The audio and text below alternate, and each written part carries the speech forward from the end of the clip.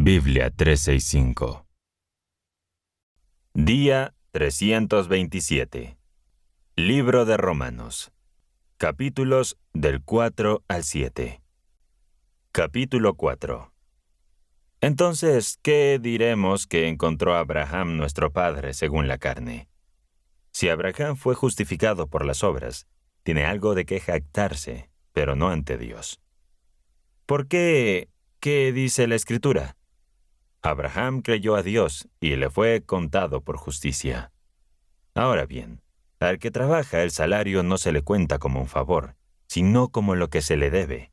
En cambio, al que no trabaja, pero cree en aquel que justifica al impío, su fe le es contada como justicia.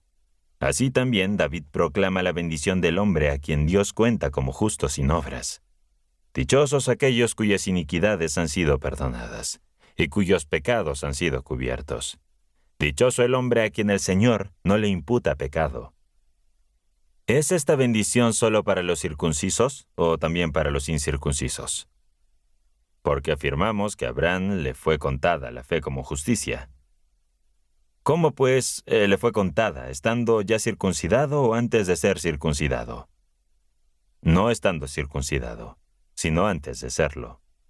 Además recibió la circuncisión como un sello de la justicia que tenía por fe, cuando todavía no había sido circuncidado.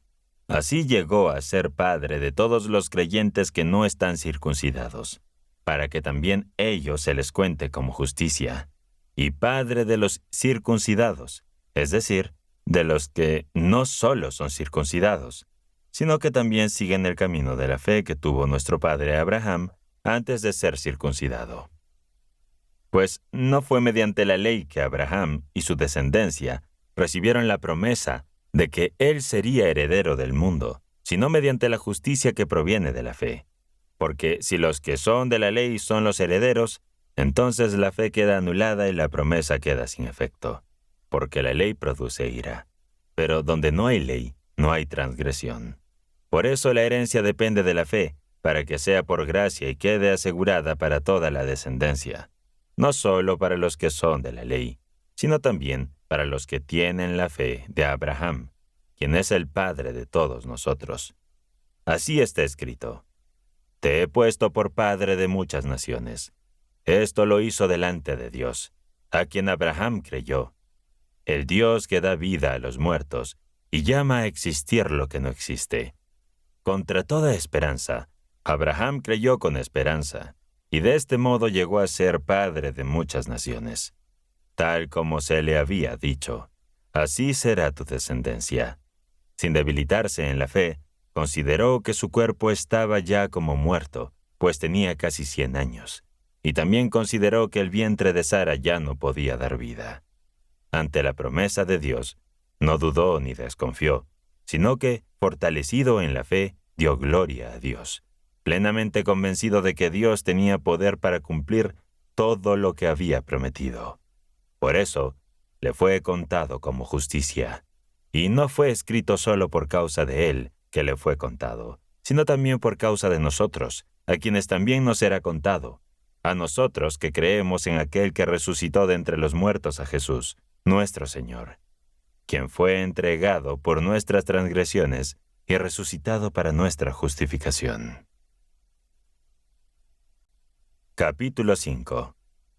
Así que, habiendo sido justificados por la fe, tenemos paz con Dios por medio de nuestro Señor Jesucristo, por quien también hemos obtenido acceso por la fe a esta gracia en la cual estamos firmes, y nos gloriamos en la esperanza de la gloria de Dios. Y no solo esto, sino que también nos gloriamos en las tribulaciones, sabiendo que la tribulación produce paciencia. Y la paciencia prueba, y la prueba esperanza. Y la esperanza no nos defrauda, porque el amor de Dios ha sido derramado en nuestros corazones, por el Espíritu Santo que nos ha sido dado. Porque Cristo, cuando aún éramos débiles, murió a su debido tiempo por los impíos. Ciertamente, apenas moriría alguien por un justo, por un hombre bueno quizás alguien se atreva a morir. Pero Dios demuestra su amor por nosotros en esto, en que siendo aún pecadores, Cristo murió por nosotros. Con mucha razón, ahora que hemos sido justificados por su sangre, seremos salvos de la ira por medio de él. Porque si cuando éramos enemigos fuimos reconciliados con Dios mediante la muerte de su Hijo, con mucha más razón, habiendo sido reconciliados, seremos salvos por su vida. Y no solo esto, sino que también nos gloriamos en Dios por medio de nuestro Señor Jesucristo, por quien hemos obtenido ahora la reconciliación. Por lo tanto, así como el pecado entró en el mundo por un hombre, y la muerte por el pecado, así la muerte se extendió a todos los hombres, porque todos pecaron. Porque antes de la ley ya el pecado estaba en el mundo, pero el pecado no se imputaba cuando no hay ley. Sin embargo, la muerte reinó desde Adán hasta Moisés, incluso sobre los que no habían pecado a la manera de la transgresión de Adán, quien es figura del quien había de venir. Pero no sucede con el don como con la transgresión. Porque si por la transgresión de uno solo murieron muchos, muchos más de la gloria de Dios y el don por la gracia de un solo hombre, Jesucristo, abundaron para muchos. Tampoco sucede con el don como con el pecado. Porque si por el pecado de uno solo vino el juicio sobre todos para condenación, mucho más la gracia de Dios y el don por la gracia de un solo hombre, Jesucristo, abundaron para todos. Porque si por la transgresión de uno solo reinó la muerte, mucho más reinarán en vida por uno solo, Jesucristo, los que reciben la abundancia de la gracia y el don de la justicia. Así que, como por la transgresión de uno solo vino el juicio sobre todos para condenación, así también por la justicia de uno solo vino a todos los hombres la justificación que produce la vida. Porque así como por la desobediencia de un solo hombre los muchos fueron constituidos pecadores, así también por la obediencia de uno solo, los muchos serán constituidos justos. Y la ley se introdujo para que abundara el pecado. Pero cuando el pecado abundó, sobreabundó la gracia, para que, así como el pecado reinó para muerte, así también la gracia reine por la justicia de la vida eterna mediante Jesucristo, nuestro Señor. Capítulo 6. Entonces, ¿diremos que debemos continuar en el pecado para que la gracia abunde más? De ninguna manera. Nosotros, que hemos muerto al pecado, ¿cómo podemos seguir viviendo en él? ¿O acaso ignoran que todos los que fuimos bautizados en Cristo Jesús fuimos bautizados en su muerte? Por tanto, fuimos sepultados con él mediante el bautismo para morir con él, a fin de que, así como Jesucristo resucitó por el poder del Padre, también nosotros llevemos una nueva vida. Porque si hemos sido unidos a él en una muerte como la suya, sin duda también seremos uno con él en una resurrección como la suya. Sabemos que nuestra vieja naturaleza fue crucificada con él para que nuestro cuerpo pecaminoso perdiera su poder, de modo que ya no siguiéramos siendo esclavos del pecado, porque quien ha muerto ha sido liberado del pecado. Ahora bien, si hemos muerto con Cristo, creemos que también viviremos con él. Sabemos que Cristo, una vez resucitado entre los muertos, ya no muere. La muerte no tiene poder sobre él. Así que, en cuanto a la vida que vive ahora, vive para Dios. Así también para ustedes deben considerarse muertos al pecado, pero vivos para Dios en Cristo Jesús. Por lo tanto, no permitan que el pecado reine en su cuerpo mortal, de modo que obedezcan sus malos deseos. No presten los miembros de su cuerpo al pecado como instrumentos de injusticia, sino preséntense a Dios como quienes han vuelto de la muerte a la vida, y presenten los miembros de su cuerpo a Dios como instrumentos de justicia. Pues el pecado no tendrá dominio sobre ustedes, porque ya no están bajo la ley, sino bajo la gracia. Entonces, ¿vamos a pecar porque no estamos bajo la ley, sino bajo la gracia? De ninguna manera. ¿Acaso no saben que, cuando se ofrecen como esclavos para obedecer a alguien, son esclavos de aquel a quien obedecen, ya sea del pecado que lleva a la muerte o de la obediencia que lleva a la justicia? Pero gracias a Dios que, aunque antes eran esclavos del pecado, ahora han obedecido de corazón a la enseñanza que se les ha dado. Han sido liberados del pecado y se han convertido en esclavos de la justicia. Hablo en términos humanos debido a la debilidad de su naturaleza humana. así como antes ofrecieron los miembros de su cuerpo como esclavos a la pureza y a la maldad, que los llevaban cada vez más hacia la maldad. Así ahora deben ofrecerlos como esclavos a la justicia, que los llevará a la santidad. Cuando eran esclavos del pecado, estaban libres de la justicia. ¿Qué fruto sacaron de aquellas cosas de las que se avergüenzan? El resultado de esas cosas es la muerte. Pero ahora que han sido liberados del pecado y se han convertido en esclavos de Dios, el fruto que cosechan es la santidad y el resultado es la vida eterna. Porque la paga del pecado es muerte, mientras que la dádiva de Dios es vida eterna en Cristo Jesús, nuestro Señor.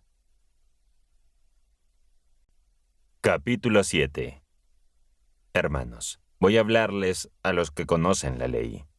¿No saben que la ley tiene autoridad sobre una persona solo mientras ésta vive? Por ejemplo, una mujer casada está ligada por la ley a su esposo mientras él vive, pero si su esposo muere, queda libre de la ley que la obligaba a él. Así que, si se casa con otro hombre mientras su esposo vive, será considerada adúltera. Pero si su esposo muere, queda libre de esa ley y no es adúltera si se casa con otro hombre. Así también ustedes, hermanos míos, han muerto a la ley mediante el cuerpo de Cristo, para pertenecer a otro, al que resucitó de entre los muertos, a fin de que demos fruto para Dios. Cuando estábamos bajo el dominio de la carne, los impulsos pecaminosos que eran estimulados por la ley actuaban en nuestros cuerpos de modo que dábamos fruto para la muerte. Pero ahora, habiendo muerto a esa ley, que nos tenía cautivos, hemos quedado libres de ella, de modo que ya no estamos sujetos a la ley antigua, sino que vivimos en la nueva vida del Espíritu, y no en la vieja vida de la letra de la ley. Entonces, ¿qué diremos? ¿Es pecado la ley? De ninguna manera. Pero yo no habría llegado a conocer el pecado si no fuera por la ley. Por ejemplo, no habría sabido lo que significa codiciar si la ley no dijera, no codiciarás. Pero el pecado, aprovechando la ocasión que le daba el mandamiento, produjo en mí todo tipo de malos deseos, porque aparte de la ley, el pecado está muerto. Yo en un tiempo viví sin ley, pero cuando vino el mandamiento, el pecado cobró vida, y yo morí. Descubrí que el mandamiento que debía conducir a la vida, en mi caso, produjo la muerte. Pues el pecado, aprovechando la ocasión que le daba el mandamiento, me engañó, y por medio del mandamiento me mató.